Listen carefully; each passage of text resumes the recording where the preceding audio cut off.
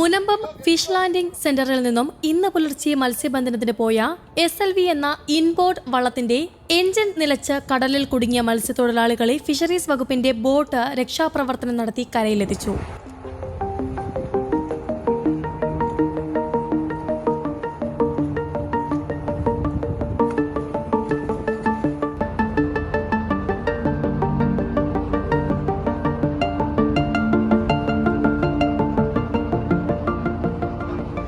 കടലിൽ 15 nautical mile അകലെ അറപ്പക്കടവ് വടക്ക് പടിഞ്ഞാറ് ഭാഗത്ത് എഞ്ചിൻ നിലച്ച് കുടുങ്ങിയ എറണാകുളം ജില്ലയിൽ മട്ടാഞ്ചേരി സ്വദേശി സോമനാഥ പ്രഭു എന്നയാളുടെ ഉടമസ്ഥതയിലുള്ള വള്ളവും പള്ളിപ്പുറം സ്വദേശികളായ 39 മത്സ്യത്തൊഴിലാളികളെയുമാണ് ശക്തിയായ തിരമാലയിലും കാറ്റിലും രക്ഷാപ്രവർത്തനം നടത്തി കരയിലെത്തിച്ചത്.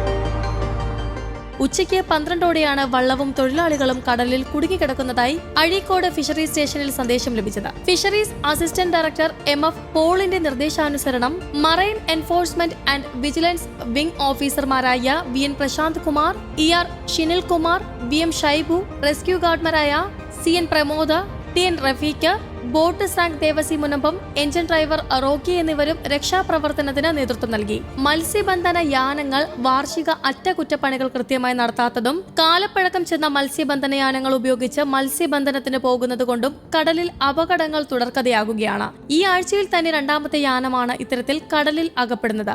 ജില്ലയിൽ രക്ഷാപ്രവർത്തനത്തിന് ഫിഷറീസ് വകുപ്പിന്റെ 2 ബോട്ടുകൾ ചേറ്റുവയലും അഴീക്കോടും 24 മണിക്കൂറും പ്രവർത്തിക്കുന്ന മറൈൻ എൻഫോഴ്സ്മെന്റ് യൂണിറ്റ് ഉൾപ്പെട്ട ഫിഷറീസ് സ്റ്റേഷനും സജ്ജമാണെന്നും ജില്ലാ fisheries deputy director KV Sugandhakumari അറിയിച്ചു.